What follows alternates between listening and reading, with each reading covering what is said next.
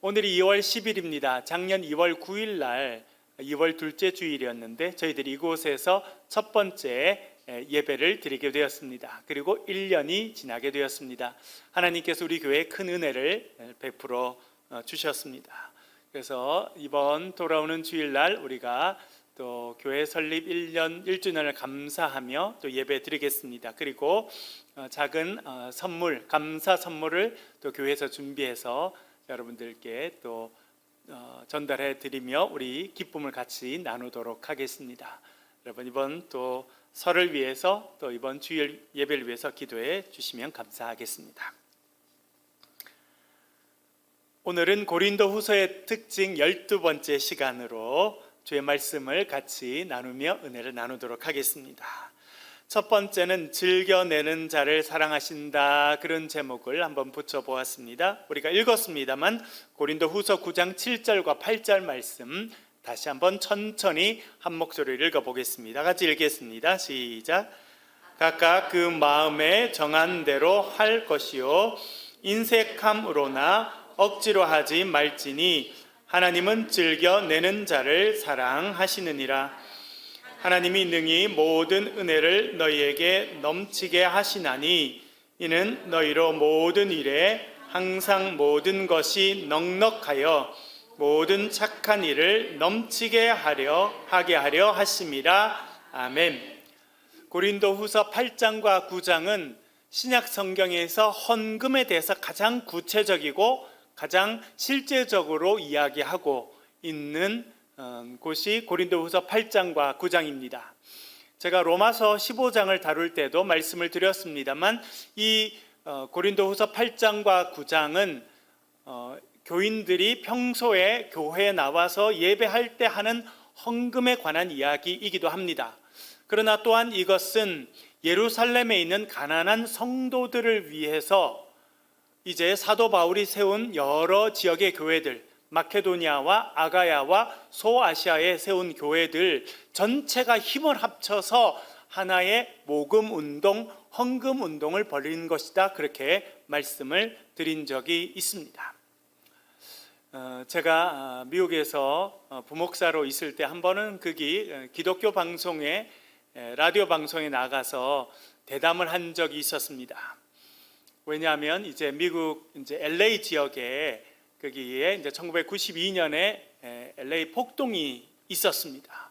그래서 흑인 분들과 우리 또 한인들이 충돌하게 되었고 많은 엄청난 피해가 생기게 되고 미국 전체에 큰 이제 뉴스거리가 되고 인종 갈등이 다시 한번 크게 부각되는 어려운 그런 일이 있었습니다. 그리고 또 미국, 특별히 LA 쪽에 사는 분들, 그리고 특별히 학자들은 그런 인종 간의 갈등들은 언제든지 다시 일어날 수 있다, 그런 생각들을 참 많이 하였습니다. 여러분 작년에 미국에 일어난 일들 여러분 뉴스를 통해서 보시죠.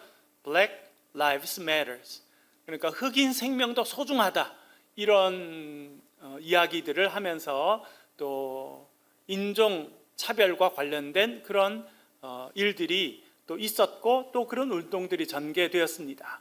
그것은 비록 백인과 흑인만의 문제가 아니라 특별히 이제 LA 지역에 살고 있는 한인들도 그런 위험에 늘 노출되어 있었기 때문에 그와 관련된 이야기들을 교회에서 세미나도 하고 또 그 관련된 이야기들을 이제 라디오 방송에서 하게 됐는데 제가 이제 거기에 참여해서 이야기를 한 적이 있었습니다. 그러면서 제가 바울 이야기를 했었어요. 미국에 있는 한인 교회들이 해야 될 일은 사도 바울의 모범을 따르는 것이다, 그렇게 제가 말씀을 드리면서 사도 바울이 한 일은 무엇이냐면 예루살렘에 있는 가난한 교인들을 위해서 사도 바울이 세운 교회들이 하나의 연합 운동을 벌이게 됩니다. 그것이 예루살렘 모금 운동이라고 불려지는 것이었습니다. 그래서 사도 바울은 우리가 잘 아는 대로 소아시아 지역, 지금의 터키 지역, 그리고 마케도니아와 아가야 지역에 여러 교회들을 개척하여 세웠습니다. 그리고 그런 교회들은 자체적인 운영을 위해서 헌금을 하고 또 전도를 위해서 헌금을 하였던 것 같습니다. 그리고 사도 바울은 오늘 우리가 읽고 있는 이 본문에도 나오듯이 그 교회들에게 편지를 보내서 내가 방문할 때 헌금에 동참해 달라. 그것은 예루살렘에 있는 유대인들을 위한 헌금이었습니다.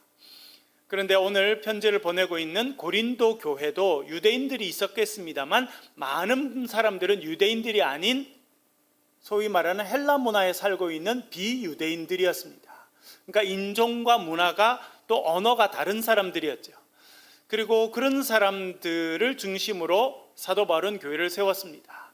그런데 그 사도 바울이 세운 교회들은 어떻게 보면 아주 넓은 지역에 이렇게 흩어져 있고 교회 내 구성도 다르고 문화적인 배경들도 많이 달랐지만 사도 바울은 하나의 연합운동을 시작해서 그것을 지속적으로 이끌어 갔는데 그것이 예루살렘에 있는 가난한 성도들을 위한 모금 운동이었습니다. 그래서 그것을 예루살렘 모금 운동이라 그렇게 말하고 있고 고린도 후서 8장과 9장은 그 사도 바울이 진행하고 있는 그 예루살렘 모금 운동에 관해서 쭉 설명하면서 헌금을 어떻게 해야 되는지, 어떤 것이 헌금인지, 어떤 마음을 해야 되는지를 구체적으로 이야기하고 있습니다. 그래서 제가 라디오 방송에 나아가서 이야기한 것은 LA 지역에 특별히 있는 많은 한인 교회들이 있는데 한인 교회들이 이제 연합운동을 하는 것이 좀 부족합니다. 그래서 그런 부분에 우리가 사도 바울이 했던 것처럼 교회들이 좋은 뜻을 가지고 연합해서 같이 모여서 그런 인종 갈등이 예상되는 어떤 그런 문제들을 해결하는 의미에서 장학금도 만들고 기금도 만들어서 그런 분들을 돕는 일을 하면 참 좋겠습니다. 그런 이야기를 제가 한 적이 있었습니다. 사실은 또 사도 바울이 했던 그 교회 연합운동, 그러니까 예루살렘에 있는 가난한 성도들을 위해서 여러 이방인 교회들이 힘을 합쳐서 연합운동을 한 것은 지금 시대도 대단히 중요합니다. 여러분, 지금 시대는 어떤 시대를 살아가고 있느냐면 우리가 전통적으로 가져왔던 그런 질서들이 많이 또 흐트러지고 약해지고 새로운 질서가 이루어지는 그런 시대가 되었습니다.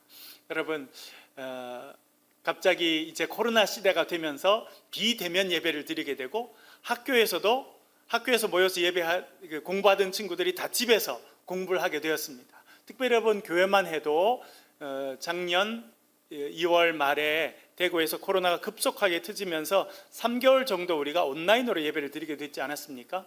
그러니까 보통 때는 지하철을 타고 버스를 타고 또 교회에 와서 앉아서 예배를 드렸는데 그것을 다 못하게 되니까 이제 온라인으로 예배를 또 촬영해서 또 직접 송출하게 되었습니다. 그러니까 이제 컴퓨터나 혹은 핸드폰으로 이제 예배에 참여하게 되었습니다. 이제 모든 정보들을 그렇게 하게 되니까 어떤 현상이 생겼냐면 우리 어르신들이 엄청난 소외감을 갖게 되었습니다. 그리고 내가 이 시대의 시대 흐름을, 시대의 지금 변화를 따라가지 못하는 것이 아닌가, 그런 두려움들을 어르신들이 참 많이 경험하게 된 그런 세대가 되었습니다.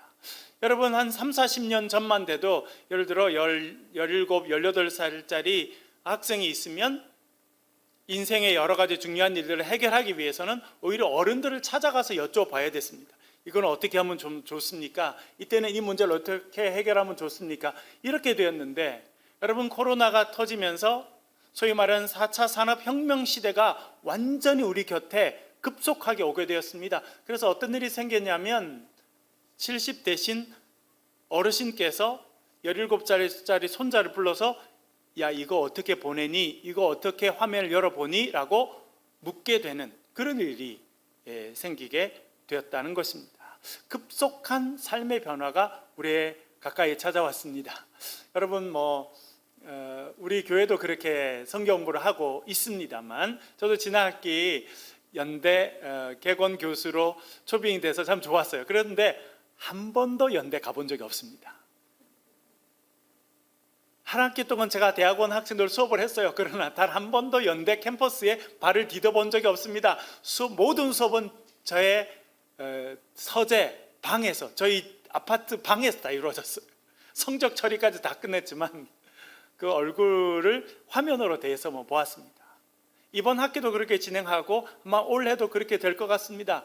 여러분, 학교가 엄청난 시설을 해놓고 강의실을 다 만들어 놨는데 그 강의실을 쓰지 않는 그런 시대가 되어버렸습니다. 오히려 온라인으로 서로 대화를 주고받고 하는 그런 시대로 급속하게 바뀌었습니다. 대학생들이 이번에 대학에 입학하게 됐지만 이 대학생들도 캠퍼스를 한 번도 밟지 못하고 1년을 마칠 가능성이 상당히 많습니다. 그러니까 우리가 생각하는 대학 캠퍼스 이런 개념이 없어져 버린 거죠. 그것이 우리의 삶의 현실입니다. 교회도 아주 빠른 속도로 변해가고 있습니다. 목사님들께서 요즘에 세미나하고 온라인으로, 저도 온라인으로 목회자들과 또 회의도 하고 또 후배 목회자님들을 돕는 그런 일들을 하고 있는데 전부 다 온라인으로 합니다. 그리고 앞으로 교회가 어떻게 바뀌어갈까 참 고민이 많이 있습니다. 앞으로 교회가 나아갈 방향 중에 하나는 우리가 또 기존 교단 또 노회 이런 중심으로 교회가 많이 이루어져 왔고 많이 했습니다만 이제는 어떻게 보면 사도 바울이 했던 것처럼 뜻을 같이 하는 교회들이 멀리 떨어져 있더라도 하나의 연합 사업을 위해서 뭉쳐서 같이 힘을 모아서 하는 그런 사회로 급속하게 바뀌어갈 것이고 오히려 그렇게 하는 것이 훨씬 더 긍정적인 역할을 하게 되지 않을까 많은 사람들이 그렇게 생각하고 있습니다. 그런 의미에서 같은 뜻을 가지고 같은 목적을 가지고 또 같은 마인드를 가진 분들이 협력하고 그런 교회들이 모여서 기존의 교단이나 노회 같은 모임에서 했던 일들을 감당하는 일들이 점점 더 많아지고 있는 것이 현실이고 또 그렇게 발전해 갈 것 같습니다. 그런 부분에서 사도 바울이 이방 지역에 세웠던 많은 교회들이 힘을 합쳐서 예루살렘에 있는 가난한 성도들을 도왔던 그 초대 교회의 교회 연합 운동은 또 다른 의미에서 상당히 중요한 의미로 우리 지금 21세기 교회에게 가르침을 주고 있다 이렇게 생각이 됩니다. 그런 큰 운동 가운데 이루어졌던 것이 모금 운동이었고 특별히 고린도후서 8장과 9장은 그런 의미에서 이 헌금에 대한 자세, 헌금에 대한 내용 그런 것들을 알려주고 있습니다. 7절은 아마 7절과 8절은 이 고린도후서 8장과 9장 가운데서도 제일 유명한 구절이 아닐까 생각이 됩니다. 각각 그 마음에 정한 대로 할 것이요 인색함으로나 억지로 하지 말지니 라고 말씀합니다. 사도 바울이 헌금에 동참하기를 원했습니다. 그것이 하나님의 일이었습니다. 지난번에 말씀드린 것처럼 사실은 이 사도 바울이 벌인 이 교회 연합 운동으로서의 예루살렘 모금 운동은 단순한 모금 운동 이상이었습니다. 교회 연합 운동 이상이었습니다. 그것은 지난번에 말씀드린 것처럼 하나님 나라의 역사가 이 땅 가운데 어떻게 이루어지는지를 분명하게 보여주는 하나님 나라의 사건이었다. 그렇게 말씀드릴 수 있습니다. 그때도 잠깐 말씀드린 것처럼 이 당시에는 로마 시대였습니다. 로마 시대에 돈은 어디로 흘러갔느냐면 모든 돈은 로마로 모였습니다. 로마로 가기 전에는 고린도와 같은 그런 거점 도시로 모였습니다. 어디서부터 돈이 갔느냐면 예루살렘이나 혹은 시리아나 이렇게 로마의 통치를 받고 있는 작은 마을에서 그 중심 도시로 세금이 옮겨가게 됩니다. 돈이 옮겨가죠. 그 세금은 다시 고린도와 같은 거점 도시로 모이게 되고 그 거점 도시에 모였던 많은 돈들은 다시 로마로 흘러가는 어떤 그런 것이 그 당시 로마 사회의 돈의 흐름이었다. 물질의 흐름이었다. 그렇게 생각할 수 있습니다. 큰 그림으로 보면. 그런데 여러분 사도 바울이 전개했던 이 연합운동, 모금운동의 특징은 무엇이었냐면 고린도라든지 빌립보라든지 데살로니가라든지 에베소라든지 이런 로마 시대의 거점 도시에 있었던 사람들이 힘을 합쳐서 그것도 부자들이 아니라 가난한 사람들이 힘을 합쳐서 그 헌금을 그 돈을 식민지였던 예루살렘의 가난한 사람들에게 보내줬다는 것입니다. 그러니까 여러분 그 당시에 로마 시대의 돈의 흐름이 작은 도시에서 거점 도시로 모여서 로마로 갔다고 하면 그 전혀 반대 방향으로 돈이 흘러가는 물질이 흘러가는 그런 역할을 사실은 사도 바울의 이 연합운동이 하게 됩니다. 그것은 무엇이냐면 그 당시의 세상의 질서와는 다른 하나님의 질서가 이 땅 가운데 있다는 것을 분명하게 보여준 중요한 운동이었습니다. 그래서 이 사도 바울의 복음운동은 하나님 나라의 통치, 하나님 나라의 임재하심을 보여주는 구체적인 사건이었다. 그렇게 신학적으로 평가할 수 있는 중요한 사건입니다. 이 일에 동참하는 자들에게 이 사도 바울은 중요한 것을 알려줍니다. 이 하나님 나라의 일에 동참함에 있어서 마음 자세가 어떻게 해야 되느냐? 마음에 정한 대로 하라는 것입니다. 인색함으로나 억지로 하지 말라는 것입니다. 억지로 한다. 여러분, 우리는 그런 느낌이 좀 덜합니다만 아마 이 억지로 하지 말라 이 말을 고린도 교인들이 딱 들었을 때는 생각나는 게 있었을 것입니다. 그들이 억지로 해야 되는 일이 있었습니다. 그것이 무엇입니까? 로마 정부에다가 세금을 바쳐야 되는 일이었습니다. 유대인으로 살면서 많은 사람들이 거기에 세금을 바치는 것 억지로 하는 일이었습니다. 식민 지배를 받기 때문에 원치 않아도 세금을 로마 정부에 바쳐야 되는 것이었습니다. 그런데 사도 바울은 이 하나님 나라를 이루어가는 복음 운동의 특징 중에 하나는 뭐냐면 자발적이라는 것입니다.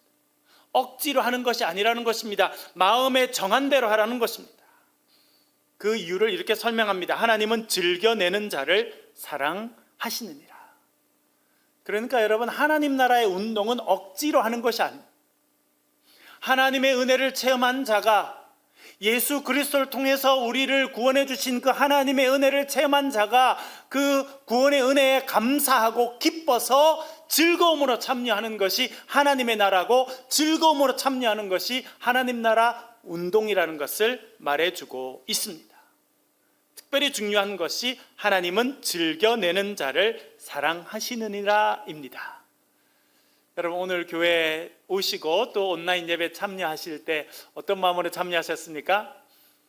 자발적으로 기쁨으로 참여하셨습니까? 안 그러면 오늘 예배 안 드리면 마음이 좀 찝찝한데 그런 마음으로 참여하셨습니까, 여러분? 제가 어릴 때는 어떤 교단이라고 딱 말씀드리지 않겠는데 상당히 보수적인 그런 교단에서 제가 어릴 때 신앙생활하고 자랐는데, 주일날에는 뭔가 예배 빠지면 혹은 예배에 돈을 쓰거나 이렇게 내가 좋아하는 걸 하면 주중에 다리몽둥이가 좀 부러지지 않을까 이런 생각을 좀 했었어요.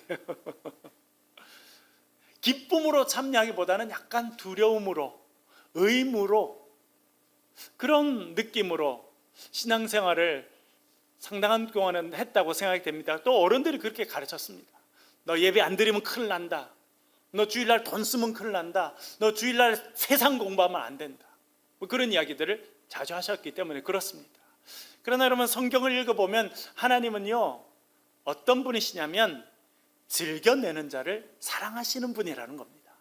기뻐서 즐거움으로 하나님 일을 하는 사람을 사랑하고 그런 사람을 기뻐하고 그런 사람들에게 더 은혜를 주시는 분이라 그렇게 말씀해 주고 있습니다. 여러분, 역대상 29장 3절과 4절을 한번 읽어보겠습니다. 사실은 이것은 오늘 아침에 저와 여러분들이 읽고 묵상하고 복음 노트를 기록한 내용이죠. 역대상 29장 3절과 4절 같이 한번 읽겠습니다. 시작. 성전을 위하여 준비한 이 모든 것 외에도 내 마음이 내 하나님의 성전을 사모함으로 내가 사요한 금, 은으로 내 하나님의 성전을 위하여 드렸노니 곧 오빌의 금 3,000달란트와 순은 7,000달란트라. 모든 성전 벽에 입히며 아멘. 여러분, 오늘 아침에 묵상하셨겠습니다만 이 이야기는 누가 한 것입니까? 다윗이 한 것입니다. 다윗은 성전을 짓고 싶었는데 하나님께서 허락하지 않으셨어요. 다윗아, 너는 너무나 많은 피를 전쟁터에서 흘렸으니 너의 손으로는 성전을 지을 수 없다.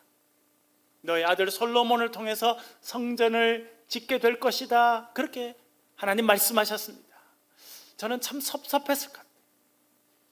하나님, 제가 손에 피를 묻히고 싶어서 묻혔습니까? 제가 전쟁터에서 피를 흘리고 싶어서 했습니까?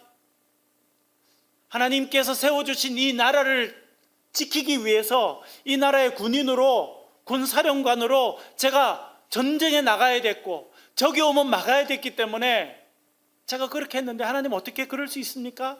그런 마음이 생겼을 것 같아요. 저는. 그러나 다윗은 전혀 그렇게 하지 않습니다.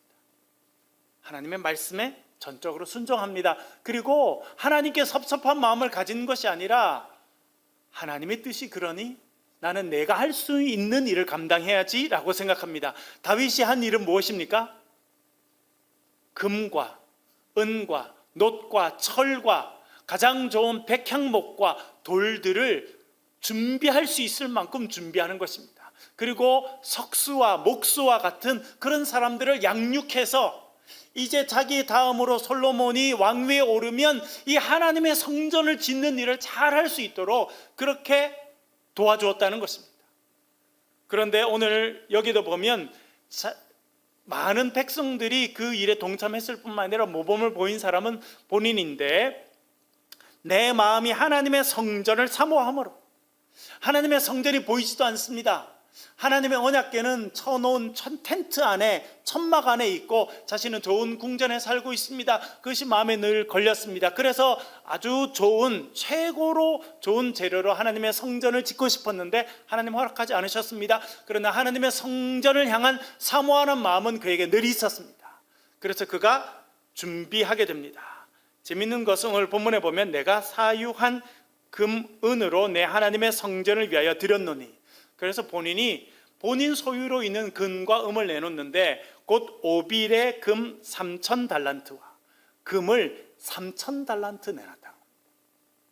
1달란트가 약 좀 사람들 평가마다 좀 다릅니다만 대략 1달란트면 금 30kg입니다. 1달란트가 여러분 금 30kg일까요? 놀라지도 않으시네요. 그런데 도대체 얼마큼 했다는 겁니까? 3,000달란트. 그 정도면 도대체 어느 정도 됩니까? 얼마라고요, 장로님? 장로님은 12조가 된답니다. 장로님 미리 예습해 오셨네요. 그럼요. 이제 금을 지금 시세로 이 3,000달란트를 하면 12조가 된답니다. 완전 재벌이었네요. 그렇죠? 금만 12조 원 정도 된답니다. 장로님 지금 오늘 계산해 보신 거라면 거기다 은도 있죠, 놋도 있죠. 본인이 이 정도를 내놨어요. 그래서 참 재밌는 거는 모든 성전 벽에 금과 은을 입힐 만큼 내놨다는 겁니다. 본인이 너무나 기뻐서 준비했어요. 왜 내놨다는 겁니까? 내가 하나님의 성전을 사모하는 마음이 크기 때문에 그 사모하는 마음, 하나님 은혜에 대한 감사의 표시로 자기가 기뻐하는 것을 기쁨으로 내놨다는 것입니다. 즐겨 냈다는 것입니다. 억지로 낸 것이 아니고, 하나님, 제가 하나님의 성전을 사모합니다.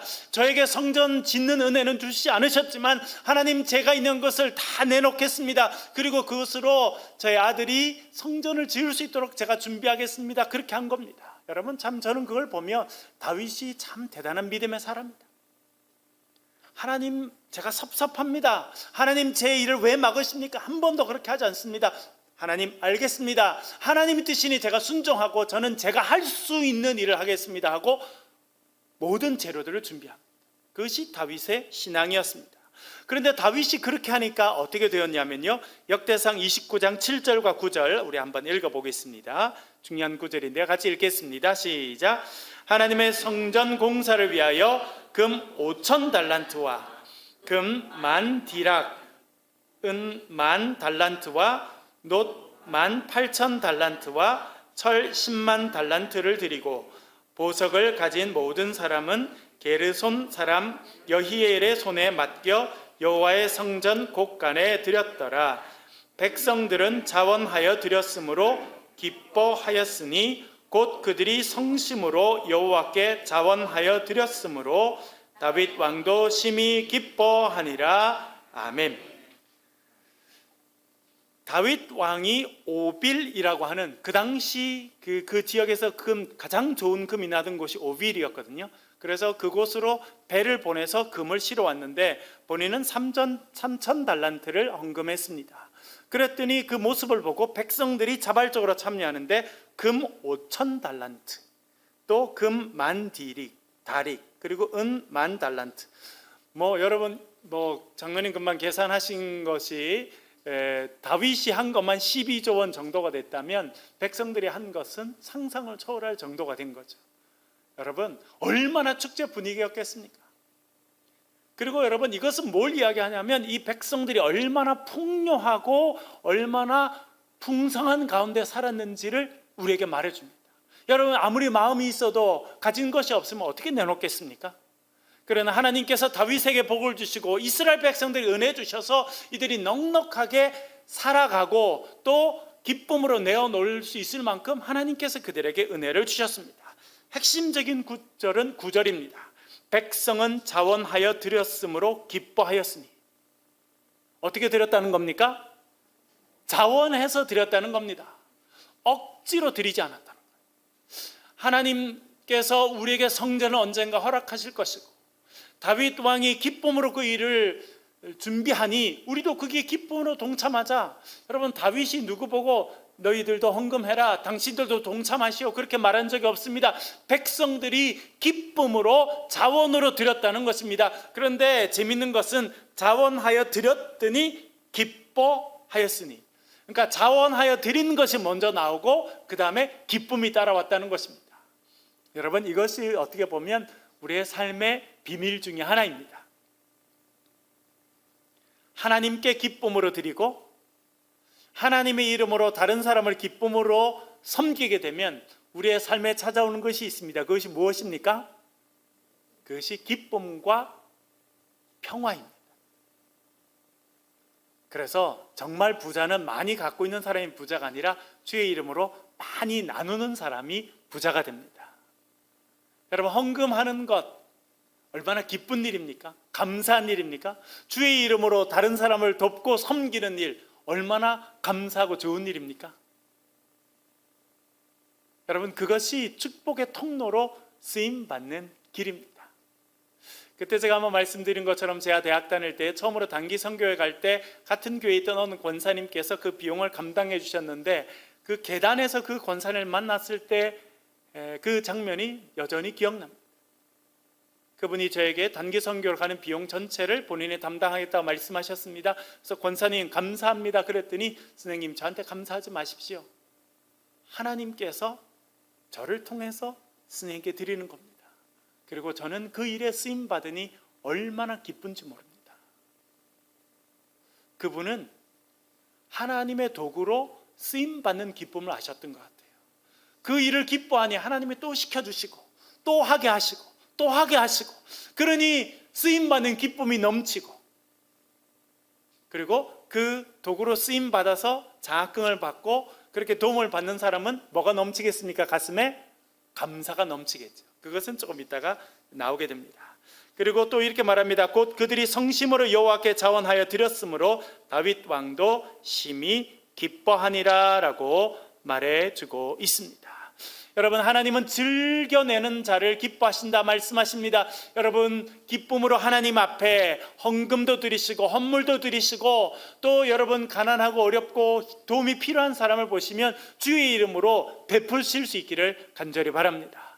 그러면 그런 분들에게 하나님께서 기쁨을 주실 뿐만 아니라 그 기쁨을 더 많이 누릴 수 있도록 더 큰 축복의 통로로 사용해 주실 줄로 믿습니다. 그래서 두 번째 기도 제목은 나눔은 감사로 이어진다입니다. 우리 고린도후서 9장 11절 12절을 같이 한번 읽어보겠습니다. 읽겠습니다. 시작. 너희가 모든 일에 넉넉하여 너그럽게 연보를 함은 그들이 우리로 말미암아 하나님께 감사하게 하는 것이라.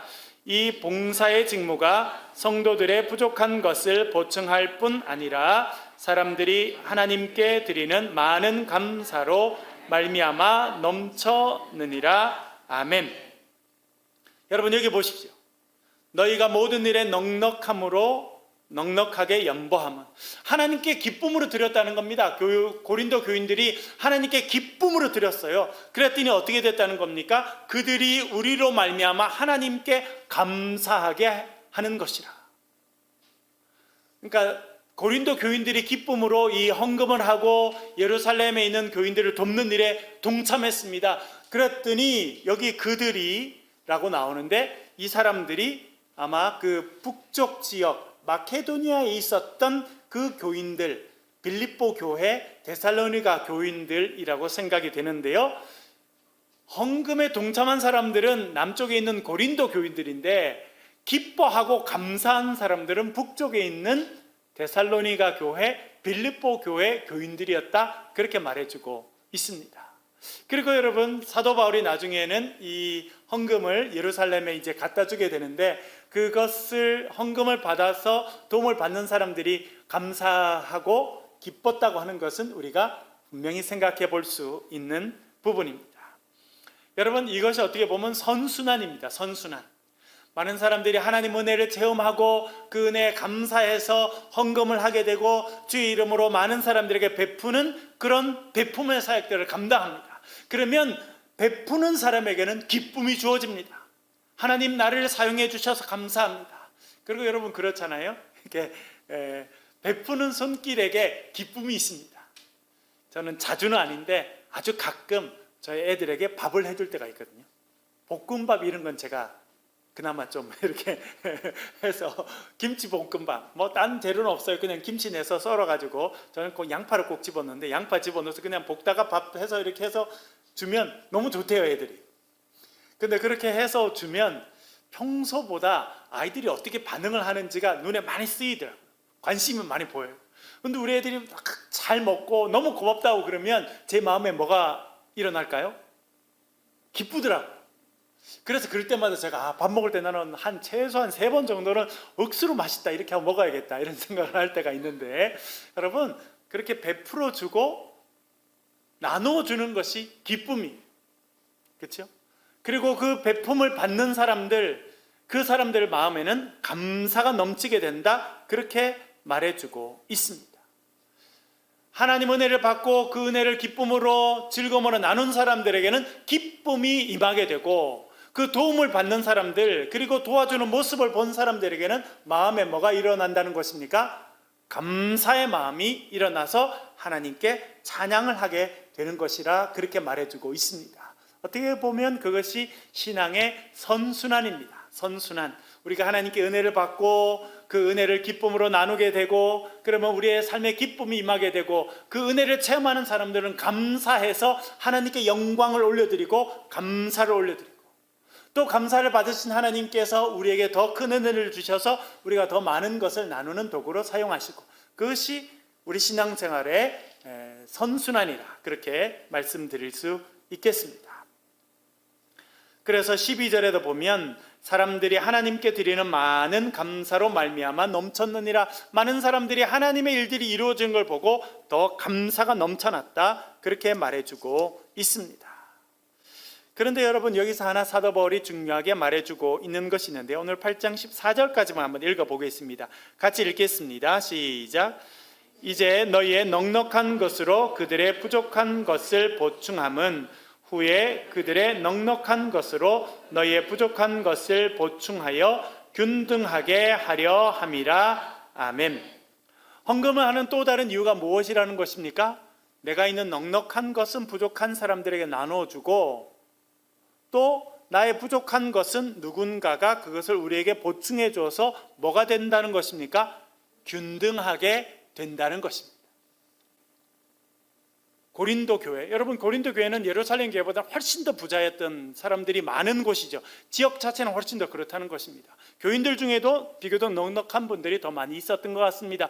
그들에게 헌금을 부탁하고 이제 그 헌금을 예루살렘 교회에 갖다 주게 되는데, 그렇게 하는 중요한 이유 중에 하나는 무엇이냐면 넉넉한 것으로 그들의 부족한 것을 보충해서 균등하게 하려는 것이다.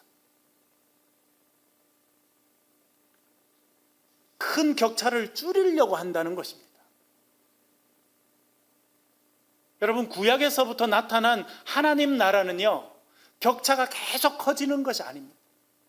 있는 사람은 자발적으로 내놓고 없는 사람을 섬기도록 하는 것, 그것이 하나님 나라의 운동이라는 것입니다.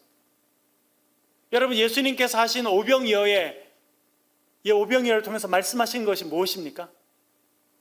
작은 아이가 물고기 2마리, 떡 5개, 자기 점심이 엄마가 자기 먹으라고 싸준 거잖아요. 다른 사람이 굶든 말든 내가 싸운 건 내가 그냥 혼자 먹고 배부를 수 있었습니다. 그러나 그것을 예수님께 가져오죠. 예수님께서는 그 위에 축사하셨습니다. 그랬더니 배고픈 사람들 5,000명이 같이 나눠 먹고 같이 기쁨을 누렸다, 그렇게 말해주고 있습니다. 우리가 많이 생각해야 될 부분입니다. 이사야 40장, 우리 여기까지만 읽어보겠습니다. 40장 3절부터 4절, 이 말씀은 이사야 선지자가 하나님의 보내시는 메시아가 오셨을 때 어떤 일이 이루어질 것인지를 말씀하는 구절이 이 이사야 40장입니다. 3절과 4절 같이 한번 읽어보겠습니다. 읽겠습니다. 시작. 외치는 자의 소리여 이르되 너희는 광야에서 여호와의 길을 예비하라. 사막에서 우리 하나님의 대로를 평탄하게 하라. 골짜기마다 도두어지며 산마다 언덕마다 낮아지며 고르지 아니한 곳이 평탄하게 되며 험한 곳이 평지가 될 것이요. 아멘. 이것이 이사야 선지자가 하나님께서 보내실 메시아가 오셔서 이루어질 일을 예언하고 있습니다. 여호와의 길을 예비하라. 하나님의 대로를 평탄하게 하라. 여러분, 세례 요한이 예수님이 오시기 전에 이 성경 구절을 인용해서 말하고 있거든요. 너는 누구냐? 네가 메시아냐? 아니요, 저는 광야에서 주의 길을 예비하는, 광야에 있는 소리입니다. 제가 해야 될 일은 주님의 오실 길을 예비하는 사람입니다. 그렇게 말하죠. 예수님의 오심을 준비하는 것이었다고 이야기합니다. 그런데 메시아가 오셔서 이루어질 일에 대해서 이사야는 이렇게 말합니다. 골짜기마다 도두어지고, 여러분 산에 가보시면 골짜기가 있지 않습니까? 산 등성에 많다는 골짜기, 그이가 산에선 제일 낮은 곳입니다. 그러나 메시아가 오시면 어떻게 된다는 겁니까? 그 골짜기가 도두어지셔서 올라오게 된다는 것입니다. 그리고 산마다 언덕마다 어떻게 된다는 겁니까? 낮아진다는 거예요. 높은 산은 깎여서 낮아지고 골짜기는 도두어지게 된다는 것입니다. 그래서 어떻게 됩니까? 고르지 아니한 곳은 평탄하게 되고 험한 곳은 평지가 될 것이고, 하나님의 은혜가 모든 사람들에게 공평하게 나누어지는 그 시대가 오게 될 것이다. 그것이 메시아가 오셔서 하실 하나님의 구원의 역사다, 그렇게 말해주고 있습니다. 사도 바울은 누구보다도 이 이사야의 말씀들을 잘 알고 있습니다. 사도 바울을 연구해 보면 그가 주로 인용하는 말씀이 이사야의 말씀이에요. 그래서 사도 바울을 연구하는 사람들은 사도 바울은 이사야, 적어도 40장 이후의 모든 부분들은 다 암기하고 있었을 거라고 생각됩니다. 그래서 책을 펼치지 않아도 그런 필요할 때마다 이사야의 말씀을 가지고 와서 사용하고 인용했던 사람이라고 생각됩니다. 그래서 이 예루살렘에 있는 가난한 성도들을 위해서 헌금하는 것을 그는 뭐라고 이야기했냐면, 우리의 넉넉한 것으로 부족한 것을 채워주어서 우리 가운데 균등하게 할 것이다. 이 표현은, 사도 바울이 표현을 했을 때는 이사야에서 40장에서 말해주고 있는 골짜기마다 도두어지고 산마다 언덕마다 낮아지며 고르지 아니한 곳이 평탄하게 되며 험한 곳이 평지가 될 것이다. 이 하나님의 역사, 하나님의 보내실 메시아가 오셔서 이루실 이 평등한 하나님의 은혜를 균일하게 나누는 이 역사를 마음에 생각하고 있었다라고 많은 학자들이 생각됩니다. 그리고 그 일을 이루어가는 것이 그가 이루었던 예루살렘 복음 운동이었다고 생각됩니다. 그런 면에서는 그 로마 시대에 갖고 있었던 많은 격차를 줄여가고, 가난한 사람은 너무 잘 살고 그렇지 않은 사람은 너무 가난하고, 이것들을 줄여가는 일들을 하려고 했었던 사도 바울의 모습들을 보게 될 수 있습니다. 오늘 또 말씀을 가지고 우리 한번 기도하도록 하겠습니다. 오늘 우리가 또 말씀을 배웠습니다. 하나님은 즐겨내는 자를 사랑하신다 말씀하셨습니다. 하나님께서 우리에게 은혜 주신 거 우리가 기쁨으로 나누고 주님 주신 기쁨을 체험하며, 또 이 세상이 정말 하나님 은혜 가운데 좀 더 공평하고 좀 더 격차가 적고 많은 사람들이 정말 하나님 주신 은혜를 누려가는 그런 세상으로 만들어지고, 우리가 그 일에 쓰임받게 해달라고 기도해 주시고, 이번 설 명절을 통해서 하나님 은혜가 우리 온 가정 가운데 임하게 해달라고 소리를 내서 같이 한번 기도하겠습니다. 기도하십시다.